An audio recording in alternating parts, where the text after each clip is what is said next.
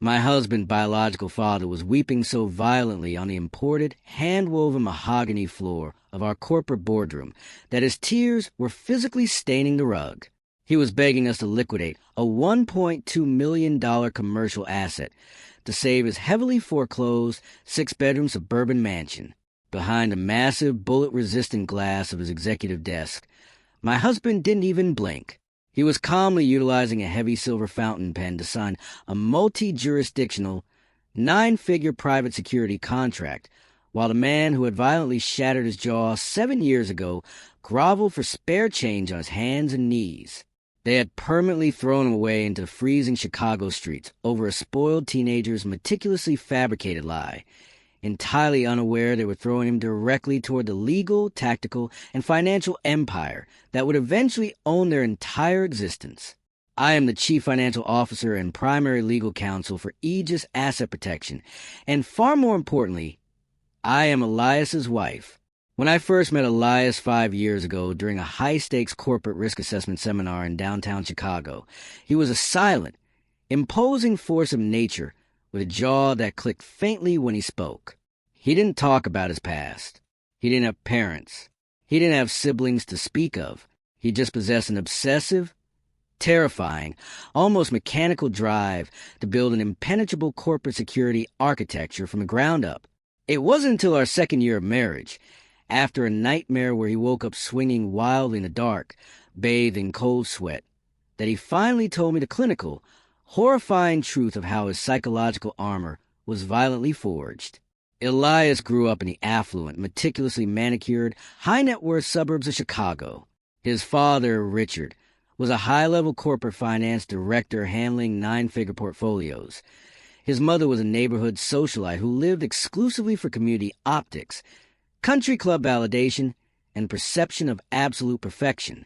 Elias was their designated golden child, a varsity athlete with a 4.0 GPA, until he was 16, when his parents suddenly adopted a little girl from a highly publicized local charity drive. Overnight, the family dynamic violently and permanently shifted. The adopted sister became the absolute, untouchable center of their universe. She was a girl who quickly learned exactly how to weaponize her parents' desperate, pathological need to be seen as charitable, philanthropic saviors. Elias didn't mind the lack of attention. He was naturally independent and focused on his university applications. What he minded was the psychological manipulation. He minded the rehearsed, artificial tears she used to completely avoid academic and social accountability, and the way his parents blindly, aggressively enable her increasingly toxic, borderline sociopathic behavior. The absolute betrayal, the one that systematically destroyed his life and nearly ended it, occurred 7 years ago during a freezing, torrential October night in his senior year of college. Elias's phone had suddenly exploded with 72 missed calls and a barrage of vicious, threatening texts from his extended family network. He called his father, who simply ordered him home immediately, his voice shaking with homicidal rage, before abruptly hanging up. When Elias pulled his used, rusted truck into the circular driveway of the picture-perfect suburban mansion, his uncle ripped the driver's side door open, grabbed him by the collar of his jacket, and screamed directly into his face that he was going to kill him. Inside the house, the vaulted living room was packed with enraged relatives forming a makeshift, hostile tribunal. His newly adopted teenage sister was curled into his grandmother's arms, shaking and sobbing hysterically, performing the absolute, undeniable masterpiece of her young, manipulative life. She told the crowded, hyperventilating room that Elias had been sneaking into her bedroom at night. She claimed with rehearsed, trembling, mathematically precise precision that he had threatened to physically destroy her if she ever told anyone the truth. It was a completely fabricated, geographically and mathematically impossible lie. Elias lived in a leased, off-campus apartment 2 hours away. He worked consecutive night shifts as a university library security monitor, and his digital keycard logs proved he hadn't visited the suburban house in 4 months due to his strict athletic training schedule. But verifiable, time-stamped facts do not matter to a hysterical mob desperately searching for a villain to justify their collective outrage. Elias stood in the center of the room, entirely surrounded by the people who shared his DNA, calmly repeating that he had never touched her. His sister simply buried her face in her hands, dramatically hyperventilating, and added more rehearsed, damning lines to her script to ensure his absolute destruction. Then, the horrific, life-altering climax happened in agonizing slow motion. The man who was supposed to legally, morally, and physically protect him stepped forward. His father didn't ask for geographic proof. He didn't check the timeline, request Elias's airtight alibi, or demand a police investigation. He simply pulled his heavy right arm back and drove a closed, massive fist directly into his own son's face with the full force of a grown man's absolute hatred. The impact was catastrophic. It shattered Elias's jaw instantly, causing a severe bilateral mandibular fracture that immediately severed the primary trigeminal nerve. His mouth instantly filled with hot, pooling blood. His knees hit the expensive Persian carpet as his central nervous system momentarily shut down from the sheer, blinding agony of the bone splintering into his gums. His father stood over his bleeding, incapacitated son, his chest heaving, and roared, "You're no son of mine!" They didn't just kick him out. They systematically, ruthlessly, and legally annihilated his existence. His father stripped Elias's wallet from his pocket, yanked every financial debit card he had ever co-signed, and physically threw his bleeding son down the front concrete steps into the freezing, relentless Chicago rain. Heavy black trash bags containing his clothes followed. His expensive athletic gear followed. "Come near us again and I'll end you." His father shouted, violently slamming the heavy, custom-built oak door shut and engaging the steel deadbolt. In exactly 24 hours, the calculated financial slaughter was complete. They officially cut his university tuition funding, canceled his comprehensive health insurance policy, and leveraged their vast, affluent social connections to completely poison his reputation across the entire county. The aggressive, viral suburban rumors did the rest of the heavy lifting. Elias was immediately suspended and lost his coveted, hard-earned spot on the university athletic team. His apartment was aggressively repossessed by the landlord due to the sudden, unexplained lack of funds. He was forced out into the brutal, unforgiving Chicago winter with a broken, untreated face, severe neurological damage, and absolutely zero operating capital. He slept wherever he could hide from the lethal wind chill, eventually taking up permanent residence in an unheated, abandoned university athletic equipment shed. He showered in the varsity locker rooms before the early morning janitors arrived and ate discarded, half-eaten food out of commercial restaurant dumpsters like a feral stray animal, trying desperately to keep his misaligned jaw from freezing permanently in the -4-degree weather. One brutal, blinding February night, the head athletic coach caught him in that corrugated metal shed.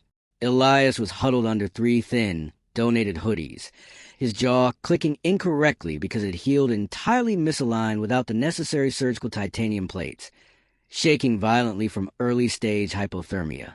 The coach didn't lecture him, and he didn't call armed campus security. He just sat beside him on the frozen concrete floor and listened to the silence. The very next day, the coach brought a heavy-duty industrial space heater and an insulated thermal air mattress. That was the exact moment, the very first time since his family discarded him like garbage, that another human being actively, deliberately chose to protect him. But the temporary, localized relief didn't stop the catastrophic bleeding of his life. After the spring semester ended, Elias was forced to drop out entirely and take dangerous, under-the-table, high-risk jobs where nobody asked for a permanent residential address or ran federal background checks. He worked as an embonded bouncer in cartel-affiliated dive bars, performed grueling, unregulated day labor in the shipyards, and stood as night security in abandoned, structurally compromised industrial lots. He drank heavily, utilizing cheap, burning alcohol to artificially drown out the absolute, deafening silence of family that had entirely erased him from their shared reality. The absolute, terrifying rock bottom arrived one humid summer night when some local, violent men recognized him from the toxic, lingering community gossip. They jumped him in a dark, unmonitored grocery store parking lot, repeatedly kicking him with steel-toed boots while screaming that he was a predator. He left the county trauma center 3 days later with 3 cracked ribs, a severely wrecked rotator cuff, and a devastating $43,000 medical bill he couldn't legally discharge through Chapter 7 bankruptcy. That was exactly how Elias ended up standing on the wet, rusted edge of a steel suspension bridge over freezing, lethal currents of Chicago River, soaked to the bone, shaking uncontrollably, and fully prepared to drop into the dark water below and end the suffering permanently. An old man holding a custom graphite fishing rod walked up to him as if standing on the edge of a bridge at 3 a.m. was an entirely normal Tuesday occurrence. He didn't scream. He didn't frantically call the police. He looked at the broken, battered, hopeless boy and simply said, "Bit cold for a swim, don't you think? Come eat. Death can wait." That old man wasn't just a fisherman. He was a retired Marine Force Recon veteran who ran a highly specialized, boutique private security and asset recovery firm. He didn't judge Elias based on unsubstantiated suburban rumors. He gave him a cot in the back room of the armory, a menial data entry job, brutal, uncompromising military discipline, and most importantly, unlimited access to a specialized, high-tier trauma therapist who aggressively refused to let him drown in his own manufactured victimhood. Elias didn't just recover. He weaponized his trauma. He rebuilt his entire psychological and professional framework from scratch. Under the Marines' relentless tutelage, he learned advanced threat assessment, corporate espionage countermeasures, digital forensics, and multi-layered paramilitary asset protection. When the old Marine eventually passed away from pancreatic cancer, he legally willed the entire corporate entity to Elias. Together, Elias and I modernized the archaic infrastructure, scaled the logistics globally, and transformed it into Aegis Asset Protection, a ruthless, hyper-efficient firm that now secures 9-figure commercial supply chain contracts for international conglomerates and sovereign wealth funds. Which brings us directly to this morning's catastrophic collision of past and present. 7 years of absolute, terrifying silence were abruptly broken by our front desk receptionist frantically calling my secure executive line. A frantically weeping man and a hyperventilating woman were actively causing a chaotic, embarrassing scene in our secure marble lobby. They were aggressively demanding an immediate audience with the CEO, loudly claiming it was a critical life-or-death family emergency. I pulled up the high-definition facial recognition lobby security feed on my encrypted iPad. I instantly recognized the aging, desperate faces from the comprehensive private investigative dossier Elias had legally compiled 3 years ago, simply to monitor them as potential corporate liabilities to our firm. It was his parents. They looked easily 10 years older than their actual biological age, wearing designer clothes that used to be incredibly expensive but now looked visibly frayed, outdated, and desperate. Elias didn't call the armed lobby security to eject them. He didn't hide in his office. He calmly authorized their secure elevator access to the main executive boardroom on the 40th floor. He sat at the head of the 20-foot polished mahogany table, wearing a bespoke, perfectly tailored charcoal suit, a heavy titanium Audemars Piguet chronograph gleaming quietly on his left wrist. I stood silently by the floor-to-ceiling glass windows overlooking the sprawling Chicago skyline, holding my iPad, which was fully synced to our financial intelligence division's mainframe. The moment the heavy glass doors hissed open, his mother burst into theatrical, hyperventilating tears, rushing forward with her arms outstretched like she was greeting a war hero returning from a long deployment. Elias didn't stand up. He didn't even flinch. He just stared at her with the cold, dead, unblinking eyes of a corporate auditor, looking at a fundamentally flawed spreadsheet. She stopped dead in her tracks, her arms dropping limply to her sides as the artificial manufactured maternal warmth evaporated instantly under his absolute, terrifying apathy. "Elias," his father started, his voice cracking and trembling, entirely lacking the booming, violent, godlike authority it held that night in the living room 7 years ago. "Thank God we finally found you. We saw the article in the Wall Street Journal about your new government logistics contracts. Son, we desperately need your help. The market downturn completely wiped us out, and we are losing absolutely everything. This initiated the first of exactly 4 devastating exchanges that would permanently end their bloodline's relevance. Elias picked up his heavy silver fountain pen and slowly, methodically tapped it against his leather portfolio.